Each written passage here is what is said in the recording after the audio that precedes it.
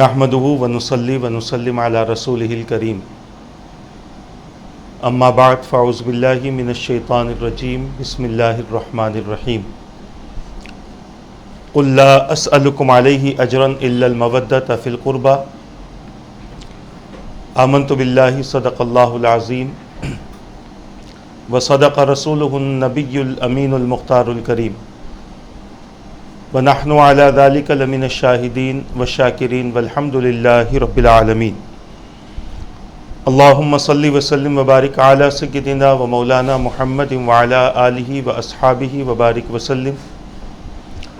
صلاۃ و سلاما دائما علیک وعلی آلک واصحابک یا رسول اللہ صلی اللہ تعالی علیہ وسلم۔ عزیزان ملت اسلامیہ، محترم ناظرین و سامعین کرام، قرآن کریم کے آیت مبارکہ کے حصے کی روشنی میں آپ حضرات کے سامنے سلسلہ وار نشستیں اہل بیت اطہار کے بارے میں حضور اکرم صلی اللہ تعالی علیہ وسلم نے جو وصیتیں اور نصیحتیں فرمائی ہیں ان کے ساتھ حسن سلوک اور محبت سے پیش آنے میں میرے آقا صلی اللہ تعالی علیہ وسلم نے جو توجہ دلائی ہے اس حوالے سے گفتگو چل رہی ہے۔ اللہ کے رسول تاجدار مدینہ صلی اللہ تعالی علیہ وسلم نے اللہ تبارک و تعالیٰ کے حکم پر اپنی امت کو اپنے اہل بیت اطہار سے محبت کرنے کا حکم دیا، اور محبت کس طرح کی ہو، ان سے تعلق کس طرح کا ہو، اللہ کے رسول صلی اللہ تعالی علیہ وسلم نے اس کا خلاصہ بھی فرمایا۔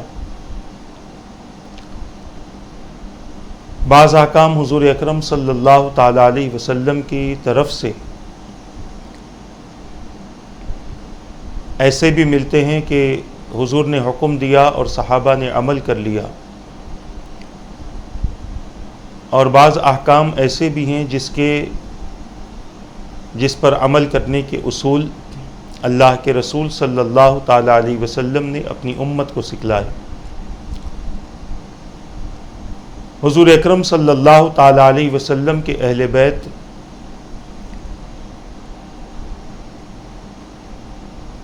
جن سے مودت رکھنے کا حکم قرآن دیتا ہے، اٹوٹ محبت ہو، تڑپ کر محبت ہو، اور بغیر کسی لالچ کے محبت ہو، ایسی محبت اہل بیت اطہار سے کرنے کا حکم قرآن دیتا ہے۔ اور پھر حضور اکرم صلی اللہ تعالی علیہ وسلم نے جا بجا اس کی تفصیل بھی بیان فرمائی، اور اس محبت کو کئی طریقوں پر میرے آقا صلی اللہ تعالی علیہ وسلم نے تقسیم فرمایا،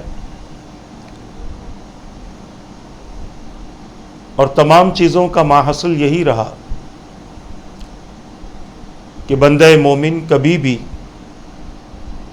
اہل بیت اطہار سے نہ بغض رکھے، نہ حسد کرے، نہ ان کی غیبت کرے، نہ ان کے ساتھ بد اخلاقی سے پیش آئے، بلکہ ہمیشہ ان کی تعظیم و توقیر کرے، اور اپنی زندگی کو کامیابی کے راستے پر چلانا ہو تو اہل بیت اطہار کی محبت کی کشتی میں سوار ہو جائے۔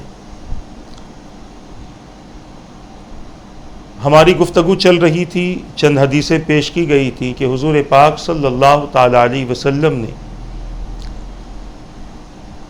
لوگوں کو اہل بیت اطہار کی محبت کی جو ترغیب دی ہے، اس حوالے سے چند احادیث پیش کی گئی تھیں۔ آج اسی سلسلے کو جاری رکھتے ہوئے چند باتیں اور عرض کرنے کی سعادت حاصل کروں گا۔ امام طبرانی نے اس حدیث پاک کو طبرانی میں نقل فرمایا ہے، اور امام حیثمی نے مجمع الزوائد میں اس حدیث پاک کو نقل فرمایا۔ حضرت حسن ابن علی رضی اللہ تعالی عنہما بیان کرتے ہیں، حضور پاک صلی اللہ تعالی علیہ وسلم نے ارشاد فرمایا، ہم اہل بیت کی محبت کو لازم کر لو، بے شک وہ شخص جو اس حال میں اللہ تبارک و تعالیٰ سے ملا کہ وہ ہمیں محبت کرتا تھا، تو وہ ہماری شفاعت کے صدقے جنت میں داخل ہوگا، اور اس ذات کی قسم جس کے قبضہ قدرت میں میری جان ہے، کسی شخص کو اس کا عمل فائدہ نہیں دے گا مگر ہمارے حق کی معرفت کے سبب کے ساتھ۔ حضور اکرم صلی اللہ تعالی علیہ وسلم نے اس حدیث پاک میں اہل بیت اطہار سے محبت کی ترغیب دلائی، اور نہ صرف ترغیب دلائی بلکہ اس کا فائدہ بھی ظاہر کر دیا کہ تم اگر ایسا کرو گے تو تمہیں فائدہ کیا ہوگا، اور فائدہ اس سے بڑا کیا ہو کہ اللہ کے رسول صلی اللہ تعالی علیہ وسلم نے اس شخص کے لیے جنت کی ضمانت دے دی جو اہل بیت اطہار سے بے پناہ محبت رکھتا تھا۔ اہل بیت اطہار کی محبت کو اپنی ذات پر لازم کرنا اس لیے بھی ضروری ہے کہ وہ اللہ تبارک و تعالیٰ کے مقبول اور محبوب ترین بندے ہیں، رب قدیر سے بے پناہ محبت کرنے والے، اللہ کی ذات پر پختہ ایمان رکھنے والے،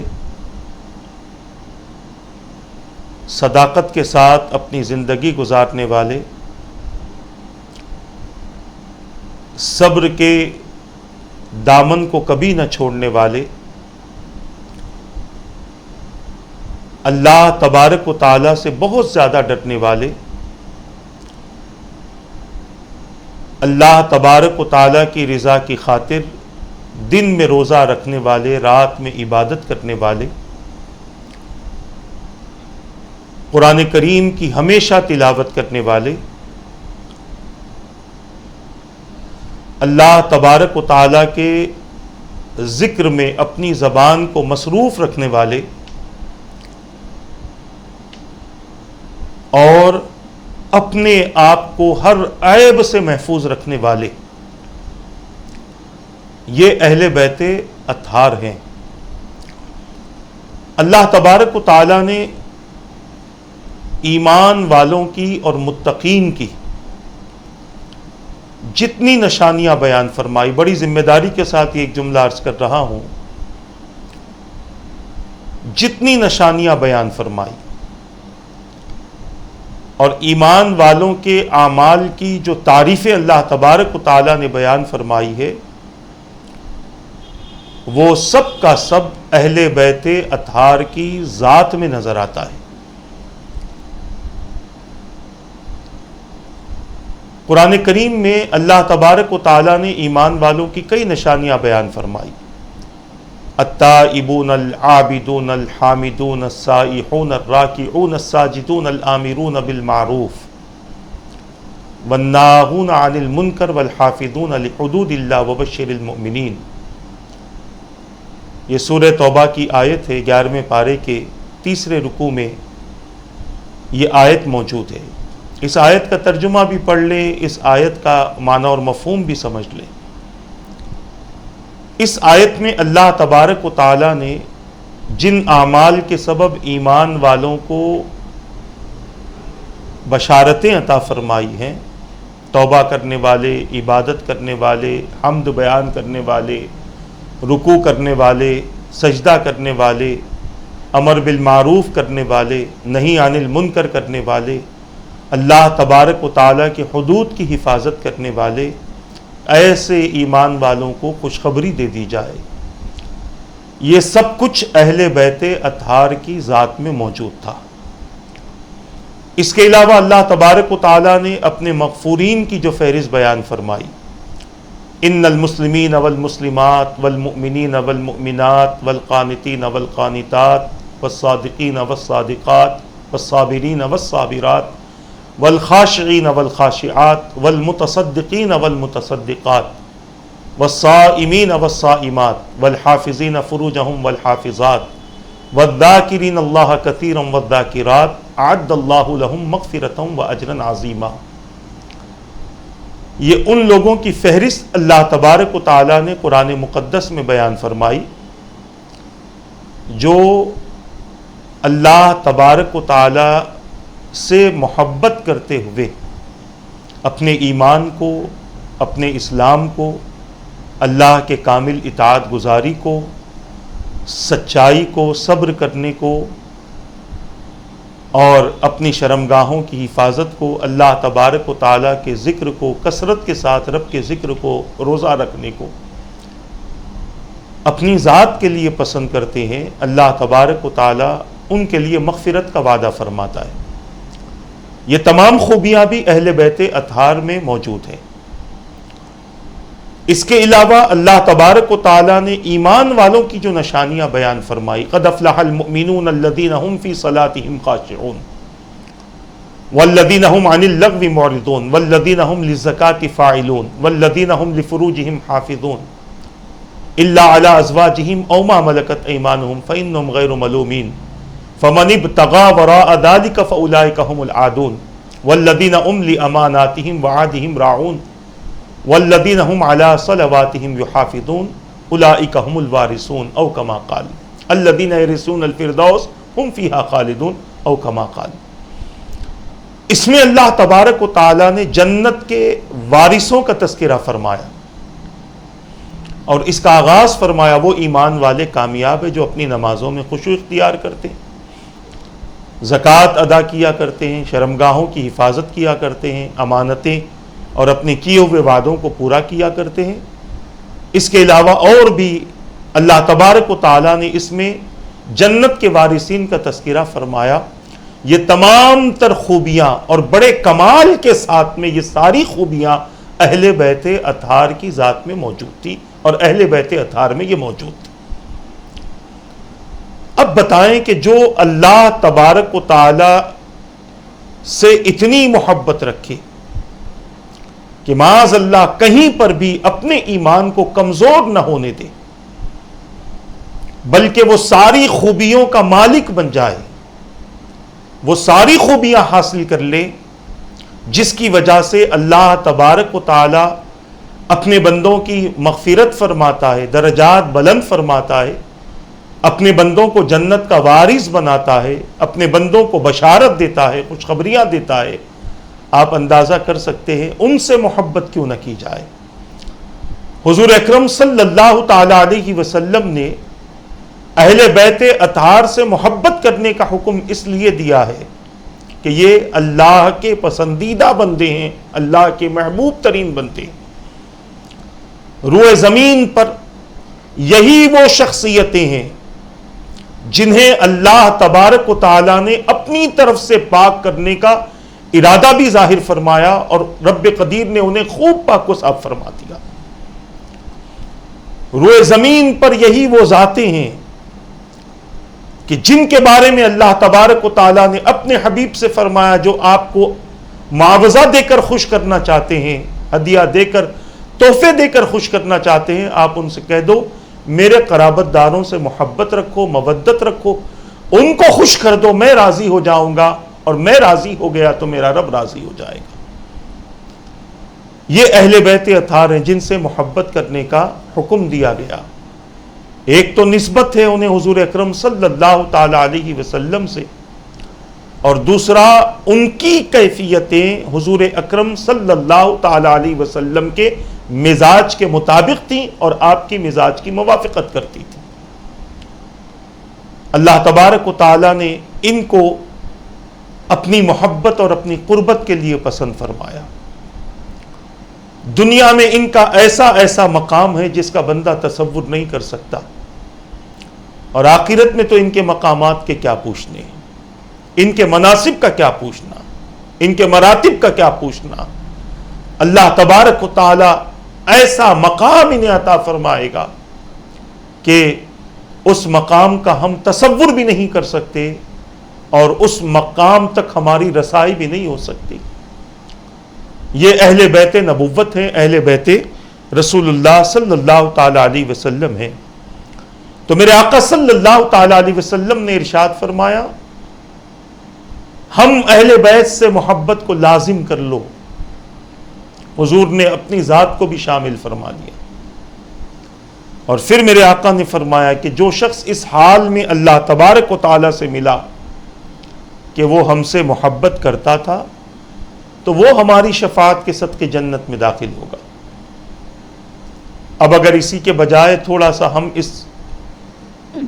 روایت کو یوں سمجھنے کی کوشش کریں کہ اگر کوئی اہل بیت نبوت سے نفرت کرے، ان سے بغض رکھے، ان کے تعلق سے اپنے دل میں کینہ رکھے، تو اس کا انجام کیا ہوگا؟ وہ کس حال میں اپنے رب سے ملے گا؟ اس حال میں ملے گا کہ اس کے اندر اہل بیت نبوت سے کینہ تھا، حسد تھا۔ تو جہاں محبت شفاعت کے سبب جنت میں داخل ہونے کا سبب بنے گی، وہیں پر اہل بیت نبوت سے نفرت اور ان سے بغض رکھنا، ان سے حسد کرنا، ان کی گستاخی کرنا اور ان کے تعلق سے غلط الفاظ کا استعمال کرنا، یاد رکھیں یہ جہنم میں جانے کا سبب بنے گا۔ اسی لیے چند سکوں کی خاطر اپنے دین کا سودا نہ کرو، چند روپیوں کی خاطر، تھوڑی سی زمین کی خاطر اپنے ایمان کا سودا نہ کرو۔ نبی سے بغض نہ رکھو، نبی کے اہل بیت سے بغض نہ رکھو۔ گھر کے تھوڑے سے سودے اور تھوڑے سے سامان کی خاطر اپنے ایمان کا سودا نہ کرو، کیونکہ یہ سودا قیامت کے دن بڑا مہنگا پڑے گا۔ آج تو بولی بول لیتے ہیں ان لوگوں کی جو ہمیں کھلا رہے ہیں، حالانکہ ہمیں بولی تو قرآن کی بولنی چاہیے تھی، کیونکہ ہمارا رزق دینے والا تو خدا ہے، ہمیں ترقی دینے والا خدا ہے، ہماری مدد کرنے والا خدا ہے، ہمیں عروج تک پہنچانے والا خدا ہے، ہماری تمام ضرورتیں پوری کرنے والا خدا ہے۔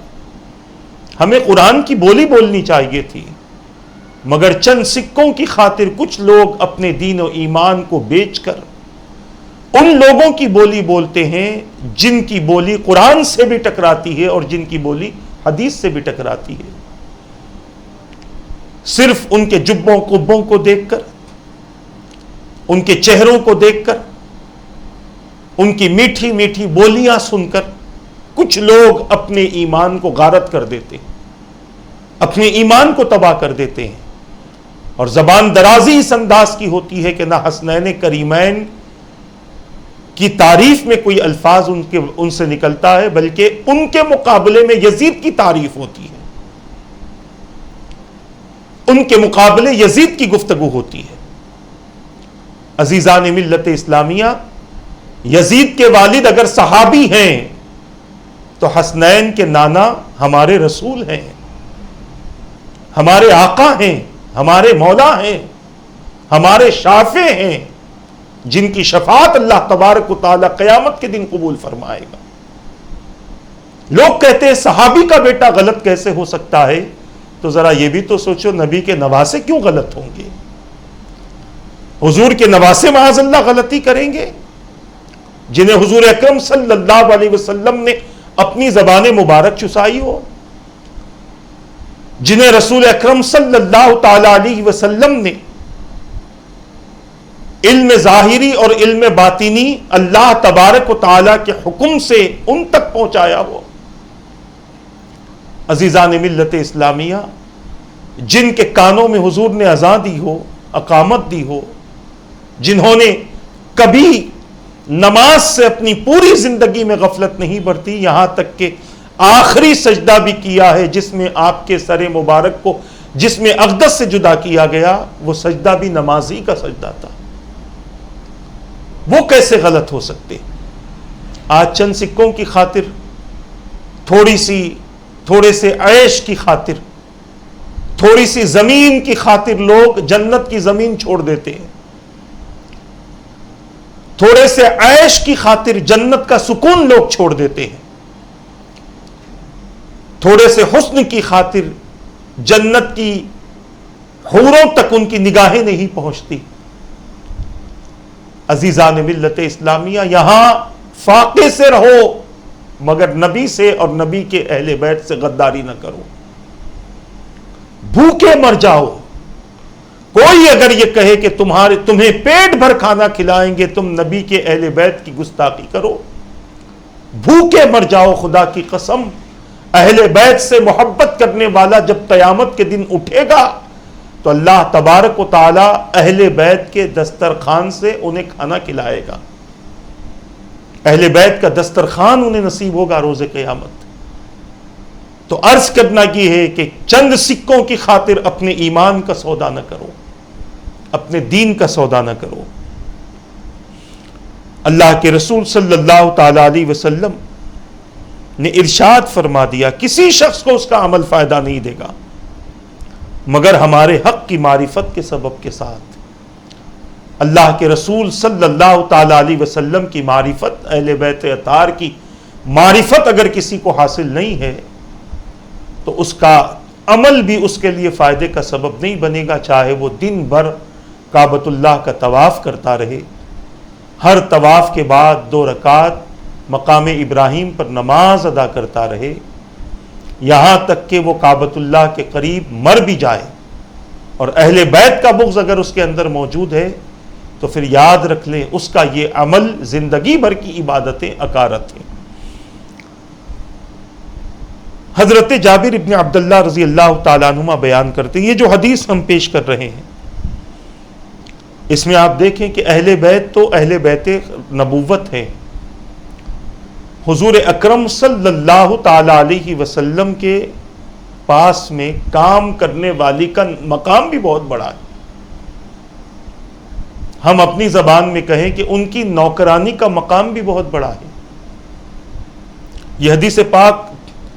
اسی طرح کی ہے. حضرت جابر ابن عبداللہ رضی اللہ تعالیٰ عنہما بیان کرتے کہ آل رسول صلی اللہ علیہ وسلم کی ایک خادمہ تھی جو ان کی خدمت بجا لاتی تھی. انہیں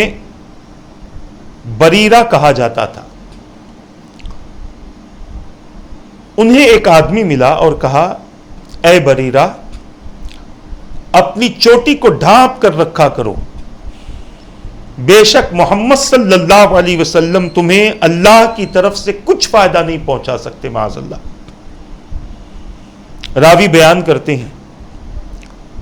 تو اس خادمہ نے حضور اکرم صلی اللہ تعالی علیہ وسلم کو اس واقعے کی خبر دی. آپ صلی اللہ علیہ وسلم اپنی چادر مبارک گھسیٹتے ہوئے باہر تشریف لائے، اس حال میں کہ آپ کے دونوں رخسار مبارک سرخ تھے، اور ہم انصار کا گروہ حضور اکرم صلی اللہ تعالی علیہ وسلم کے غصے کو آپ کے چادر کے گھسیٹنے اور رخساروں کے سرخ ہونے سے پہچان لیتے تھے.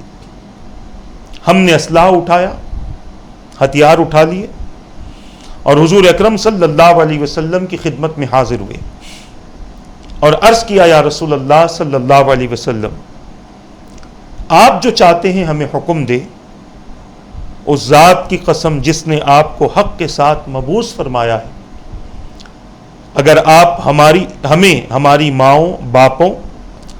اور اولاد کے بارے میں بھی کوئی حکم فرمائیں گے تو ہم ان میں بھی آپ کے قول کو نافذ کر دیں گے. حضور اکرم صلی اللہ تعالی علیہ وسلم منبر پر جلوہ گر ہوئے، اللہ تبارک و تعالیٰ کی حمد و ثنا بیان کی اور فرمایا، میں کون ہوں؟ صحابہ سے سوال کیا.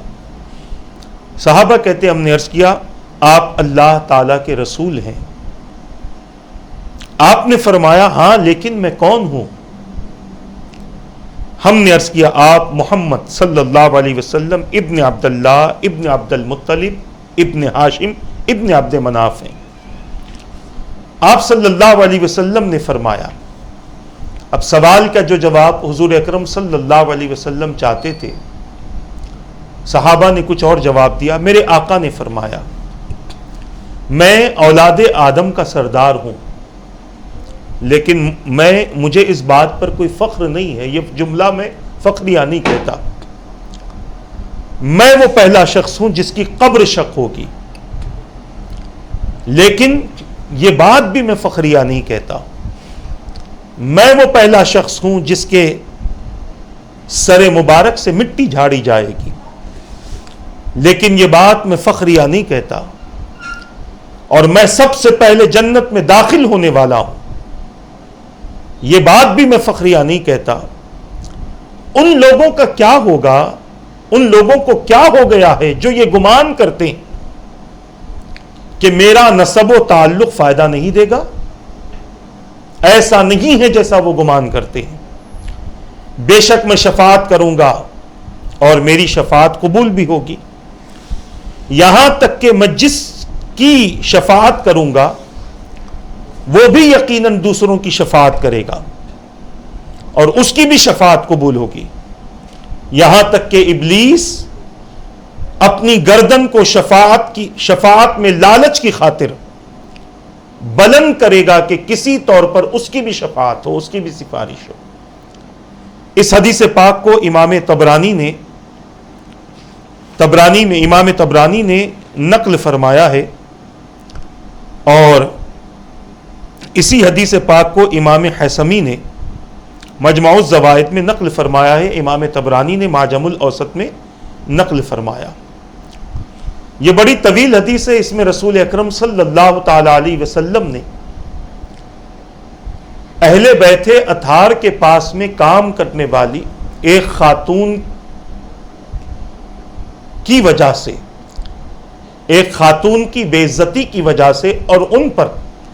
ایک غلط جملہ کسنے کی وجہ سے میرے آقا صلی اللہ تعالی علیہ وسلم نے اپنے صحابہ کے سامنے اس بات کا ذکر فرما دیا کہ وہ لوگ جو یہ سمجھتے ہیں کہ میرا نسب و تعلق کسی کو کوئی فائدہ نہیں دے گا، وہ غلطی پر ہے، میرا نسب و تعلق بھی فائدہ دے گا، اور جس کی میں شفاعت کروں گا اللہ تبارک و تعالی اس کے حق میں میری سفارش کو قبول فرمائے گا، یہاں تک کہ شیطان بھی کوشش کرے گا کہ اس کی بھی سفارش ہو جائے، مگر وہ تو ملعون ہے، وہ مردود ہے، اس کے حق میں نہ حضور کی سفارش ہوگی اور نہ اس کے تعلق سے کسی کو یہ موقع دیا جائے گا کہ وہ اس کے لیے کوئی سفارش بھی کر دے، مگر حضور بتلاتے ہیں کہ میں اتنی سفارشیں کروں گا، یہاں پر کثرت کا ذکر کرنا ہے، بہت زیادہ میں سفارش کروں گا، بہت زیادہ میں شفاعتیں کروں گا، اور ان شفاعتوں کا عالم یہ ہوگا کہ شیطان بھی لالچ میں آ جائے گا کہ اس کی بھی سفارش ہو جائے۔ یہاں اس بات سے مراد کثرت شفاعت ہے۔ عزیزان ملت اسلامیہ، جو لوگ اس بات کے منکر ہیں کہ نبی کا نسب، نبی کا تعلق انسان کو کوئی فائدہ نہیں پہنچائے گا، یہ ان کے لیے ہوگا، کیونکہ جس کا جیسا عقیدہ ہوگا قیامت کے دن اسی عقیدے کے حساب سے اس کا فیصلہ ہوگا، جس کے جو نظریات ہوں گے اسی نظریات کے حساب سے اس کے فیصلے ہوں گے، جس کی جو سوچ، جو فکر اور جس کا جیسا تعلق حضور اکرم صلی اللہ تعالی علیہ وسلم کے ساتھ ہوگا، اس کے حق میں قیامت کے دن ویسے ہی فیصلے ہوں گے۔ اب جنہیں اس بات کا یقین ہی نہیں ہے کہ حضور سفارش کریں گے، تو ظاہر سی بات ہے کہ ایسے لوگ قیامت کے دن سفارش کے لیے پیش بھی نہیں ہوں گے، جہاں تک میں سمجھتا ہوں، یا پھر جب یہ دیکھیں گے کہ مصطفیٰ جان رحمت صلی اللہ علیہ وسلم اپنی امت کی سفارش کر رہے ہیں، تو پھر انہیں یہ خیال ہوگا کہ کاش ہمارا عقیدہ بھی ہوتا کہ حضور ہمارے لیے شفیع ہے، حضور شفاعت کرنے والے ہیں، حضور کی شفاعت قبول ہوتی ہے، تو ممکن ہے کہ یہ سوچ قیامت کے دن دنیا کی وجہ سے قیامت کے دن ان کے کام آ جاتی. محترم ناظرین و سامعین کرام، حضور اکرم صلی اللہ تعالی علیہ وسلم کے تعلق سے یہ عقیدہ ہونا چاہیے. اس پوری حدیث کا ماحصل یہ ہے کہ رسول اکرم صلی اللہ تعالی علیہ وسلم کی قرابت ہو یا حضور اکرم صلی اللہ تعالی علیہ وسلم سے کسی طرح کا تعلق ہو، اللہ کے رسول صلی اللہ تعالی علیہ وسلم نے اس کے خلاف زبان درازی سے بچنے کا حکم دیا. یہ ساری حدیث اسی لیے بیان کی گئی کہ اہل بیت رسول اللہ کی ایک خادمہ کو برا کہا گیا اور اس خادمہ کے ذریعے حضور اکرم صلی اللہ تعالی علیہ وسلم کی ذات مبارک پر تنقید کی گئی. تو حضور ترغیب دلا رہے ہیں اہل بیت اطہار سے محبت کی، اور ان لوگوں سے بھی محبت کرنا ہے جو اہل بیت اطہار سے محبت کرتے ہیں، جن کا تعلق اہل بیت اطہار سے بھلے ان کی گھر کی نوکرانی ہی کیوں نہ ہو، ان کی بھی تعظیم کی جائے، ان کا بھی ادب کیا جائے. اللہ کے رسول صلی اللہ تعالی علیہ وسلم ایک اور موقع پر خوشخبری دیتے ہوئے فرماتے، مولا علی رضی اللہ تعالیٰ عنہ اس حدیث پاک کے راوی ہیں. حضرت ابو رافع رضی اللہ تعالیٰ عنہ بیان کرتے ہیں حضور اکرم صلی اللہ تعالی علیہ وسلم نے مولا علی رضی اللہ تعالیٰ عنہ سے فرمایا، اے علی، تم اور تمہارے چاہنے والے قیامت کے روز میرے پاس حوض کوثر پر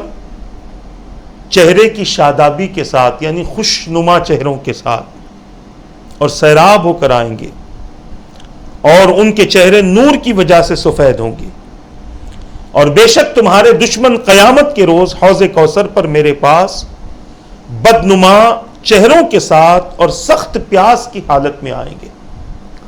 اس حدیث پاک کو بھی امام طبرانی نے معجم الکبیر میں اور امام حیثمی نے مجمع الزوائد میں نقل فرمایا ہے. اس حدیث پاک میں مولا علی رضی اللہ تعالیٰ عنہ کی شان اور آپ کا مقام بتایا جا رہا ہے کہ آپ سے محبت کرنے والے، آپ سے عقیدت رکھنے والے، آپ سے تعلق رکھنے والے قیامت کے دن کس خوشی کے ساتھ میں حوض کوثر پر حاضر ہوں گے. اللہ کے رسول صلی اللہ تعالی علیہ وسلم نے مولا علی رضی اللہ تعالیٰ عنہ کی شان بتائی. اور مولا علی کون ہیں؟ یہ بھی اہل بیت رسول اللہ صلی اللہ علیہ وسلم میں سے ہیں، اہل بیت نبوت میں سے. حضور نے اپنی چادر مبارک میں ان کو بھی لیا تھا، اور اہل بیت کے بارے میں جب آیت نازل ہوئی تھی تو اللہ کے رسول صلی اللہ علیہ وسلم نے ان کو بھی چادر میں لے کر فرمایا، اللہم ہؤلاء اہل بیتی او کما قال فطہرہم فاذھب عنہم الرجس وطہرہم تطہیرا او کما قال، کہ اللہ یہ میرے اہل بیت ہیں، ان سے ہر قسم کی گندگی کو دور فرما دے، عیب کو دور فرما دے، اور ان کو خوب خوب پاک و صاف فرما دے. یہ اہل بیت رسول اللہ صلی اللہ علیہ وسلم میں سے ہے. تو محبت کی ترغیب دی جا رہی ہے اہل بیت رسول اللہ صلی اللہ علیہ وسلم میں سے. اور جو لوگ، یہ تو مولا علی رضی اللہ تعالیٰ عنہ کے تعلق سے حضور نے خوشخبری دی کہ تمہارے چاہنے والے حوض کوثر پر بڑی خوشی کے ساتھ حاضر ہوں گے. اور پھر میرے آقا صلی اللہ تعالی علیہ وسلم نے یہ بھی خوشخبری دی اور یہ بھی بتا دیا کہ جو تمہارے دشمن ہوں گے وہ تمہارے دشمن بدنما چہروں کے ساتھ حاضر ہوں گے. ان کے چہرے دیکھ کر ہی سمجھ میں آ جائے گا کہ یہ مولا علی کا گستاخ ہے، ان سے بغض رکھنے والا، ان سے کینہ رکھنے والا. اب آئے خاتون جنت کے مقام کو سن لے کہ ان سے محبت رکھنے والوں کا کیا ہوگا. جتنی بھی خاتون جنت کی کنیزائیں ہیں، یہ نام کی کنیزائیں نہیں، صرف کنیز فاطمہ نہیں، بلکہ کنیز ہونے کا حق جس نے ادا کیا، کنیز ہونے کا حق جس نے ادا کیا، جتنی کنیزائیں ہیں وہ تمام کنیزائیں کل بروز قیامت خاتون جنت رضی اللہ تعالی عنہ کے ساتھ اس حال میں حاضر ہوں گی، اس حال میں حاضر ہوں گی کہ اللہ تبارک و تعالی ان سے راضی ہوگا، رب قدیر ان سے خوش رہے گا۔ اس حال میں وہ حضور اکرم، اس حال میں وہ قیامت کے دن حاضر ہوں گی۔ اسی لیے اللہ کے رسول صلی اللہ تعالی علیہ وسلم نے ارشاد فرمایا، حضرت جابر ابن عبداللہ رضی اللہ تعالی عنہما اس حدیث پاک کے راوی ہیں، میرے آقا صلی اللہ تعالی علیہ وسلم ارشاد فرماتے ہیں، انما سمیت بنتی فاطمہ ان اللہ فطمہا وفطم محبیہا عن النار او کما قال۔ حضور اکرم صلی اللہ تعالی علیہ وسلم نے ارشاد فرمایا، میں نے اپنی بیٹی کا نام فاطمہ رضی اللہ تعالی عنہ رکھا ہے کیونکہ اللہ تبارک و تعالی نے اسے اور اس کے چاہنے والے غلاموں کو آگ سے چھڑا دیا اور بچا لیا ہے۔ جو خاتون جنت رضی اللہ تعالی عنہ کی کنیزائیں ہیں اور جو ان کی غلامی کا دم بھرتے ہیں، ان کی چاکری کا دم بھرتے ہیں، ان کو اپنی مالکہ مانتے ہیں، یقیناً کل بروز قیامت اللہ تبارک و تعالی ان کو اس مقام پر پہنچائے گا کہ ان کی نسبت کی برکت سے رب قدیر ان کو جہنم سے محفوظ فرما دے گا، جہنم سے آزاد فرما دے گا۔ اس حدیث پاک کو امام دیلمی نے مسند الفردوس میں روایت کیا ہے۔ اسی طرح جو لوگ ان ترغیب کے بعد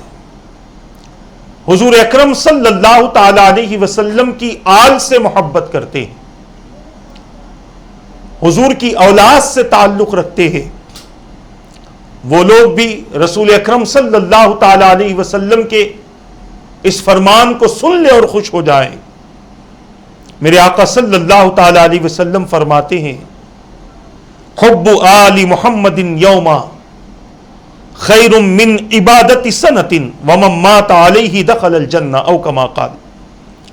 حضرت عبداللہ ابن مسعود رضی اللہ تعالیٰ عنہ حضور اکرم صلی اللہ تعالی علیہ وسلم سے روایت کرتے ہیں، آپ نے فرمایا، اہل بیت مصطفیٰ کی ایک دن کی محبت پورے سال کی عبادت سے بہتر ہے، اور جو اسی محبت پر فوت ہوا وہ جنت میں داخل ہو گیا۔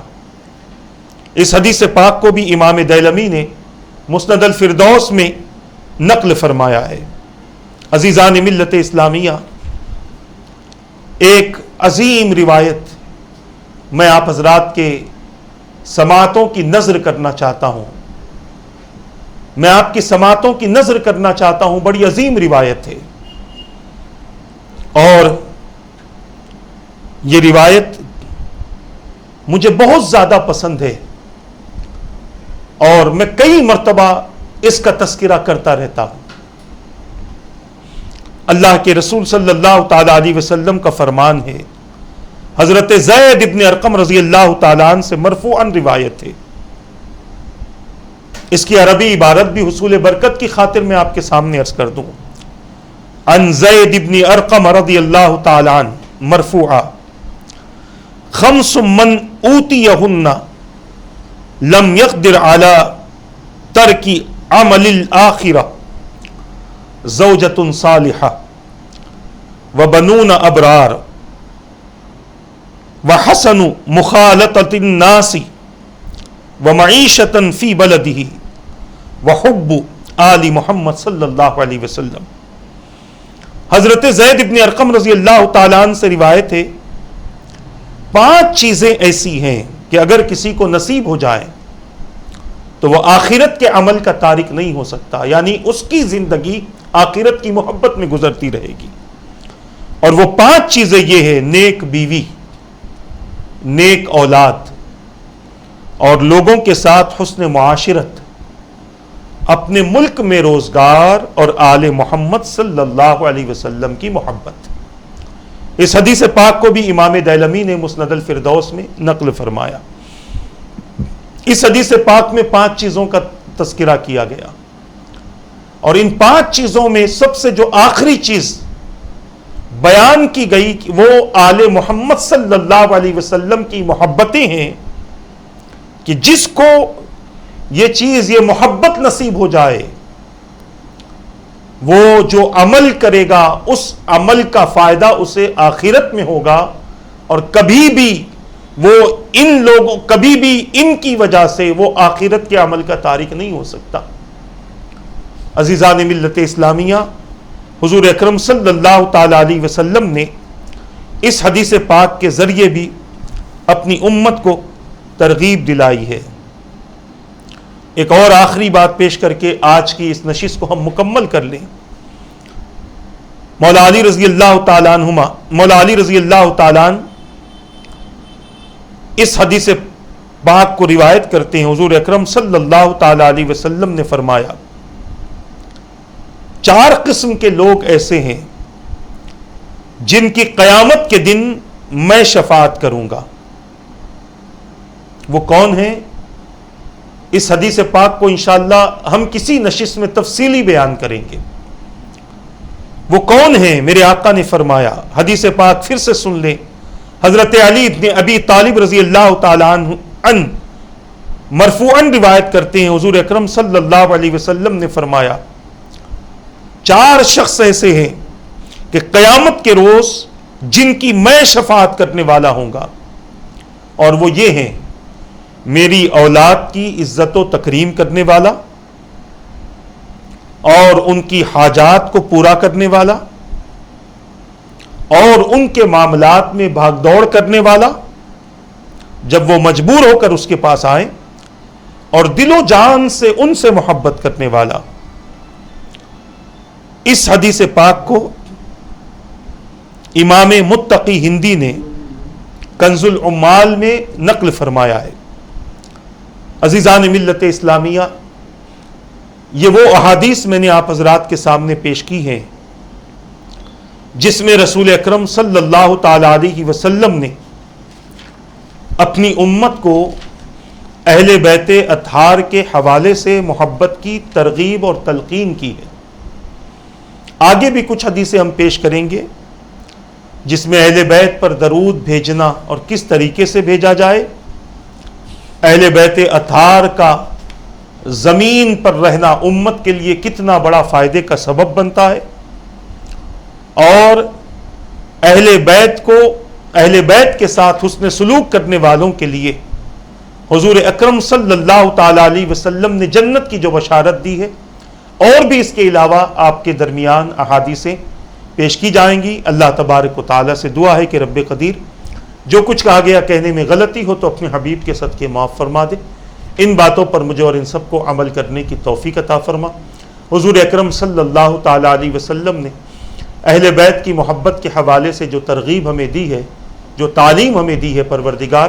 اس پر عمل کرنے کی توفیق عطا فرما۔ اپنے حبیب کے اہل بیت سے بے پناہ محبت نصیب فرما دے، دنیا میں ان کی نسبتیں عطا فرما، قیامت کے دن انہی کے ساتھ حشر فرما، اور انہی کے غلاموں کے ساتھ جنت میں داخلہ عطا فرما، برحمتک یا ارحم الراحمین۔ وما علینا الا البلاغ۔ السلام علیکم ورحمۃ اللہ وبرکاتہ۔